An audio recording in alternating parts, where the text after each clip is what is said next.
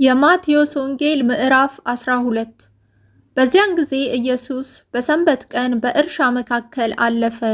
ደቀ መዛሙርቱም ተራቡና እሸት ይቀጥፉ ይበሉም ጀመር። ፈሪሳውያንም አይተው እነሆ ደቀ መዛሙርት በሰንበት ቀን ማድረግ ያልተፈቀደውን ያደርጋሉ አሉት።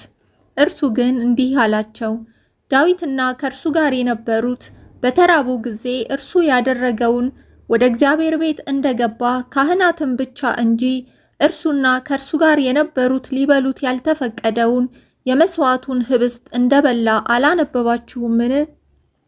ካህናትም በሰንበት በመቅደስ ሰንበትን እንዲያረክሱ ኃጢአትም እንዳይሆንባቸው በሕጉ አላነበባችሁምን? ነገር ግን እላችኋለሁ ከመቅደስ የሚበልጥ ከዚህ አለ።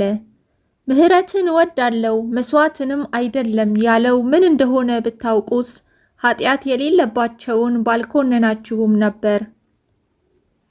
የሰው ልጅ የሰንበት ጌታ ነውና።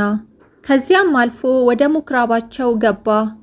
እነሆም እጁ የሰለለች ሰው ነበረ።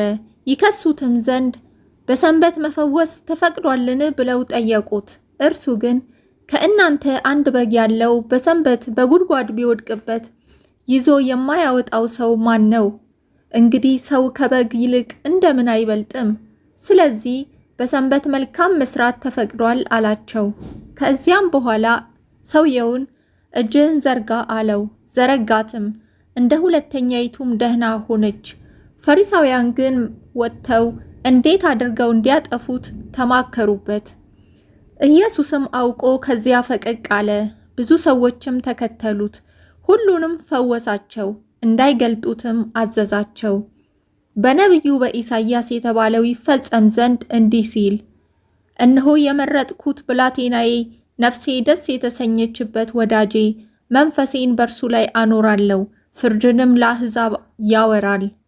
አይከራከርም፣ አይጮህምም፣ ድምፁንም በአደባባይ የሚሰማ የለም። ፍርድን ድል ለመንሳት እስኪያወጣ የተቀጠቀጠን ሸምበቆ አይሰብርም፣ የሚጤስን የጧፍ ክርም አያጠፋም። አሕዛብም በስሙ ተስፋ ያደርጋሉ።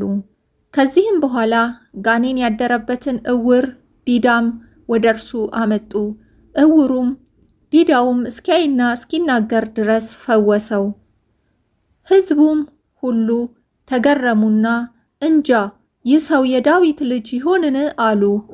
ፈሪሳውያን ግን ሰምተው ይህ በብዔልዜቡል በአጋንንት አለቃ ካልሆነ በቀር አጋንንትን አያወጣም አሉ።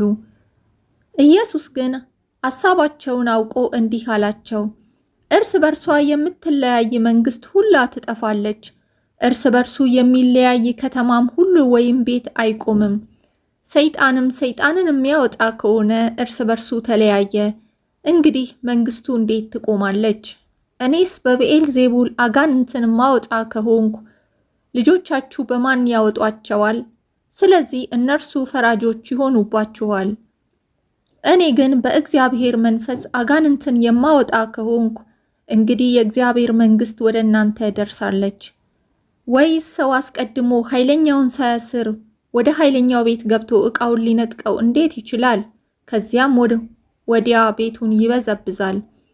ከኔ ጋር ያልሆነ ይቃወመኛል፣ ከእኔ ጋርም የማያከማች ይበትናል።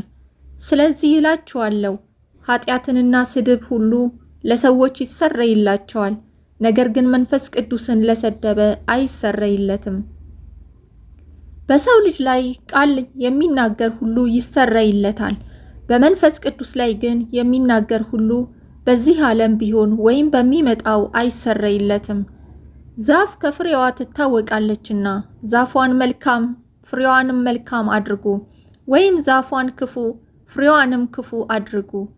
እናንተ የእፉኝት ልጆች ክፎች ስትሆኑ መልካም ለመናገር እንዴት ትችላላችሁ? በልብ ሞልቶ ከተረፈው አፍ ይናገራልና። መልካም ሰው ከልቡ መልካም መዝገብ መልካምም ነገር ያወጣል፣ ክፉ ሰውም ከክፉ መዝገብ ክፉ ነገርን ያወጣል። እኔ እላችኋለሁ ሰዎች ስለሚናገሩት ስለ ከንቱ ነገር ሁሉ በፍርድ ቀን መልስ ይሰጡበታል። ከቃልህ የተነሳ ትጸድቃለህና ከቃልህም የተነሳ ትኮነናለህ። በዚያን ጊዜ ከጻፎችና ከፈሪሳውያን አንዳንዶቹ መለሱና መምህር ሆይ ከአንተ ምልክት እንድናይ እንወዳለን አሉ። እርሱ ግን መልሶ እንዲህ አላቸው፣ ክፉና አመንዝራ ትውልድ ምልክት ይሻል፣ ከነቢዩም ከዮናስ ምልክት በቀር ምልክት አይሰጠውም። ዮናስ በአሳ አንባሪ ሆድ ውስጥ 3 ቀንና 3 ሌሊት እንደነበረ እንዲሁ የሰው ልጅ በምድር ልብ 3 ቀንና 3 ሌሊት ይኖራል። የነነዌ ሰዎች በፍርድ ቀን ከዚህ ትውልድ ጋር ተነስተው ይፈርዱበታል፣ በዮናስ ስብከት ንስሐ ገብተዋልና። እነሆም ከዮናስ የሚበልጥ ከዚህ አለ። ንግሥት አዜብ በፍርድ ቀን ከዚህ ትውልድ ጋር ተነስታ ትፈርድበታለች፣ የሰለሞንን ጥበብ ለመስማት ከምድር ዳር መጥታለችና። እነሆም ከሰለሞን የሚበልጥ ከዚህ አለ። እርኩስ መንፈስ ግን ከሰው በወጣ ጊዜ እረፍት እየፈለገ ውሃ በሌለበት ቦታ ያልፋል፣ አያገኝምም። በዚያን ጊዜም ወደ ወጣሁበት ቤቴ እመለሳለሁ ይላል። ቢመጣም ባዶ ሆኖ ተጠርጎና አጊጦ ያገኘዋል። ከዚያ ወዲያ ይሄድና ከእርሱ የከፉትን 7 ሌሎችን አጋንንት ከእርሱ ጋር ይወስዳል። ገብተውም በዚያ ይኖራሉ። ለዚያም ሰው ከፊተኛው ይልቅ የኋለኛው ይብስበታል። ለዚህ ክፉ ትውልድ ደግሞ እንዲሁ ይሆንበታል። ገናም ለሕዝቡ ሲናገር እነሆ እናቱና ወንድሞቹ ሊነጋገሩት ፈልገው በውጭ ቆመው ነበር። አንዱም እነሆ እናትና ወንድሞች ሊነጋገሩህ ፈልገው በውጭ ቆመዋል አለው። እርሱ ግን ለነገረው መልሶ እናቴ ማናት? ወንድሞቼስ እነማን ናቸው? አለው።